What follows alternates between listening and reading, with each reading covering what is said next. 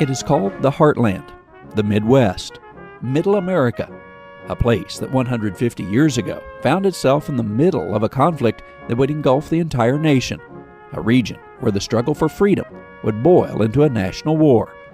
The most important war that the United States ever participated in, and frankly one of the very bloodiest, was the Civil War, and it started here. It is a story that begins well before the Civil War, though, and a story that continues today. The story of freedoms won and freedoms lost, freedoms fought for on the frontier of America. So you had these freedoms from the Mormons and the settlers and on to Brown versus education, and you have lack of freedoms with all the Indian tribes. And here, along the border of Missouri and Kansas, that struggle for freedom played out, and the outcome influences our country yet today. I do not think it exaggerates to say this is the story of where the Union happened. Because had these border wars not conflagrated in the way that they did, the Louisiana Purchase might have gone a very different way. Individual communities never forgot their role in the conflict. Museums, historic sites, and people themselves shared the stories. But there was a realization that something bigger had taken place in the region. It was a story that connected all of those communities, a story of freedom's frontier that needed to be told. I remember clearly one of the first meetings when we simply had a map of this border, and we asked people to start putting pins in and taking strings and drawing strings between where one thing happened and another. The spider web of strings that resulted affirmed to the group that there was a synergy those individual sites could and should capture. Judy Billings, David Dunfield, and Charles Jones began to examine forming a national heritage area. I was telling people that we were hoping to have a designation for a Bleeding Kansas heritage area, as we called it then, in time for the Lawrence Sesquicentennial in 2004. And one of the fellows approached me at an informal gathering and said, you know, we've been working on our designation for a decade and we still don't have it. But they didn't have Judy Billings. Judy Billings was at the forefront, sharing the story of the national heritage area that should be formed.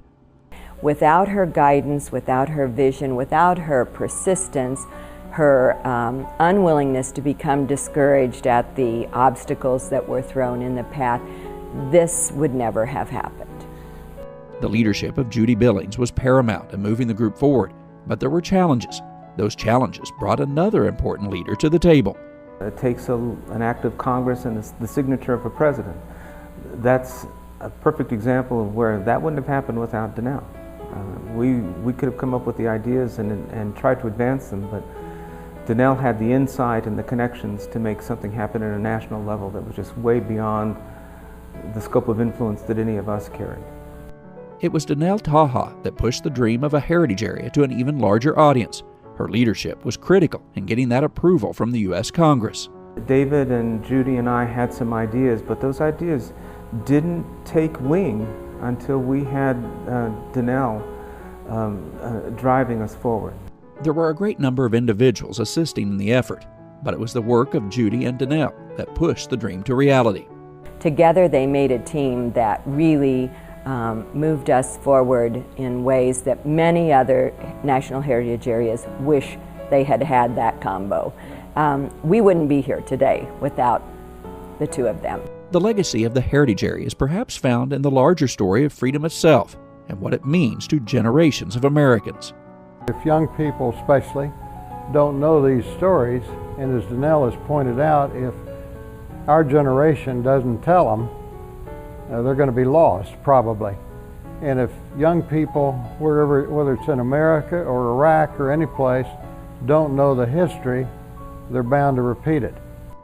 The importance of sharing those stories resulted in the creation of the Taha Freedom Award, an award given annually to a high school student in the 41-county region based on their winning scholarly and creative work related to freedom's frontier.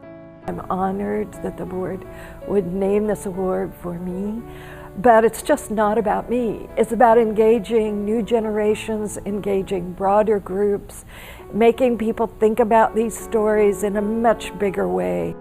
In addition to the Tacha Freedom Award, the Judy Billings Most Valuable Partner Award annually recognizes an individual for his or her commitment to the advancement of the goals of the heritage area.